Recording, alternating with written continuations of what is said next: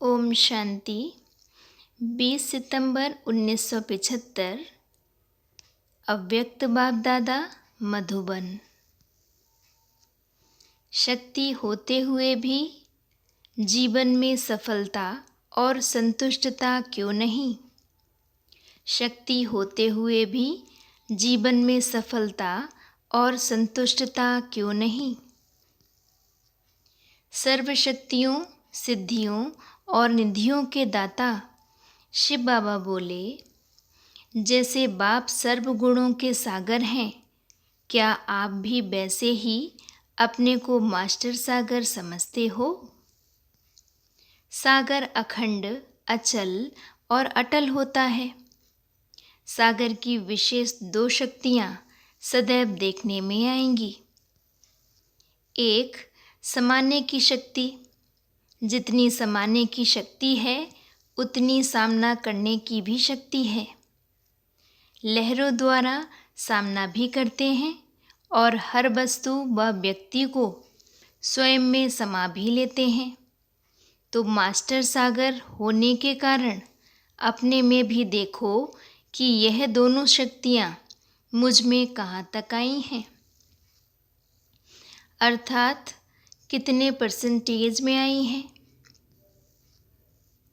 क्या दोनों शक्तियों को समय प्रमाण यूज़ कर सकते हो? क्या शक्तियों द्वारा सफलता का अनुभव होता है? कई बच्चे सर्व शक्तियों का स्वयं में अनुभव भी करते हैं और समझते हैं कि मुझ में यह शक्तियाँ हैं, लेकिन शक्तियाँ होते हुए भी कहीं कहीं वे सफलता का अनुभव नहीं करते।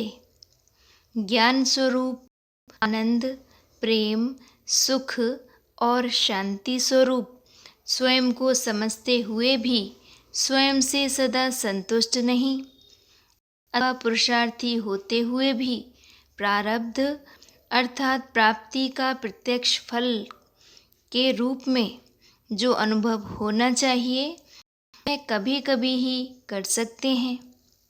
सर्व नियमों का पालन भी करते हैं, फिर भी स्वयं को सदा हर्षित अनुभव नहीं करते। मेहनत हैं लेकिन फल का अनुभव कम करते हैं। माया को दासी भी बनाते हैं, लेकिन फिर भी कभी कभी उदासी महसूस करते हैं। इसका कारण क्या है? शक्तियाँ भी हैं, साथ साथ ज्ञान भी है, नियमों का पालन भी करते हैं। तब कमी किस बात में है कि स्वयं स्वयं से ही कंफ्यूज रहते हैं? इसमें कमी यह है कि प्राप्त की हुई शक्ति को व ज्ञान की पॉइंट्स को जिस समय जिस रीति से कार्य में लगाना चाहिए, उस समय उस रीति से यूज़ करना नहीं आता है। बाप से प्रीति है, ज्ञान से भी प्रीति है, दिव्य गुण संपन्न जीवन से भी प्रीति है, लेकिन प्रीति के साथ साथ रीति नहीं आती है, व रीति के साथ प्रीति नहीं आती। इसलिए अमूल्य वस्तु भी साधारण प्राप्ति का आधार बन जाती है। जैसे स्थूल में भी कितना ही बड़ा यंत्र व मूल्यवान वस्तु पास होते हुए भी यूज़ करने की रीति नहीं आती है, तो उस द्वारा जो प्राप्ति होनी चाहिए वह नहीं कर पाते हैं। ऐसे ही ज्ञानवान बच्चे भी ज्ञान और शक्तियों द्वारा जो प्राप्ति होनी चाहिए नहीं कर पाते हैं। ऐसी आत्माओं के ऊपर बाप दादा को भी रहम आता है। अब वह रीति जो न आने के कारण प्राप्ति का अनुभव नहीं कर पाते, वह रीति कैसे आए? इसमें चाहिए निर्णय शक्ति। निर्णय शक्ति ना होने के कारण जहाँ समाने की शक्ति यूज़ करनी चाहिए, वहाँ सामना करने की शक्ति यूज़ कर लेते हैं। जहाँ समेटने की शक्ति यूज़ करनी चाहिए, वहाँ विस्तार करने की शक्ति यूज़ कर लेते हैं। इसलिए संकल्प सफलता का होता है, लेकिन स्वरूप में व प्राप्ति में संकल्प प्रमाण सफलता नहीं होती है।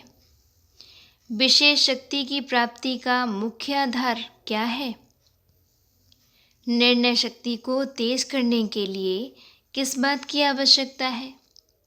कोई भी यंत्र स्पष्ट निर्णय नहीं कर पाता तो उसका कारण क्या होता है? निर्णय शक्ति को बढ़ाने के लिए अपनी श्रेष्ठ स्थिति निराकारी, निरहंकारी, निर्विकारी और निर्विकल्पता की चाहिए।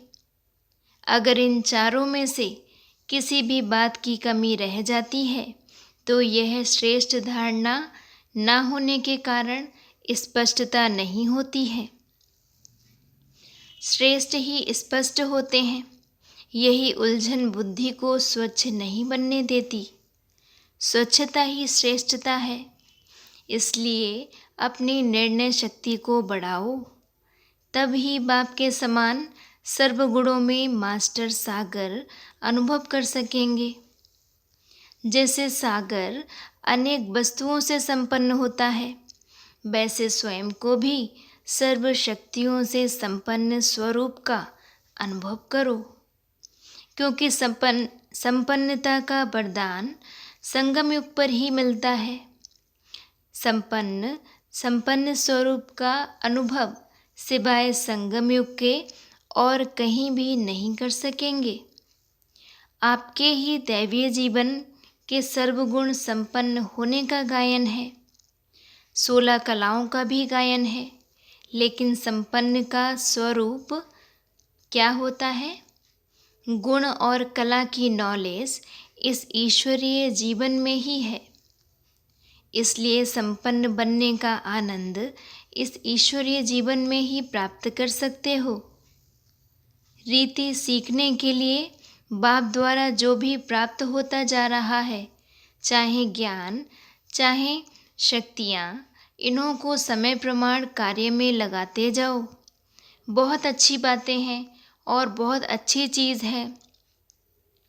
सिर्फ यह समझकर अंदर समा ना लो, अर्थात बुद्धि की तिजोरी में रख ना लो। सिर्फ बैंक बैलेंस ना बनाते जाओ या कई बुजुर्गों के मुआफिक गठरियाँ बांध कर अंदर रख ना दो। सिर्फ सुनने और रखने का आनंद नहीं लो, लेकिन बार बार स्वयं के प्रति और सर्व आत्माओं के प्रति काम में लगाते जाओ, क्योंकि इस समय की जो प्राप्ति हो रही है, इन प्राप्तियों को यूज़ करने से ईश्वरीय नियम पर प्रमाण जितना यूज़ करेंगे उतनी वृद्धि होगी। जैसे दान के लिए कहावत है, धन दिए धन ना खुटे, अर्थात देना ही बढ़ना है। ऐसे ही इन ईश्वरीय प्राप्तियों को अनुभव में लाने से प्राप्ति कम नहीं होगी, बल्कि और ही प्राप्ति स्वरूप का अनुभव करोगे। बार बार यूज़ करने से जैसा समय वैसा स्वरूप अपना बना सकेंगे। बस जिस समय जो शक्ति यूज़ करनी चाहिए वह शक्ति उस रीति यूज़ कर सकेंगे। समय पर धोखा खाने से बच जाएंगे। धोखा खाने से बचना अर्थात दुख से बचना, तो क्या बन जाएंगे? सदा हर्षित अर्थात सदा सुखी, खुशनसीब बन जाएंगे। तो अब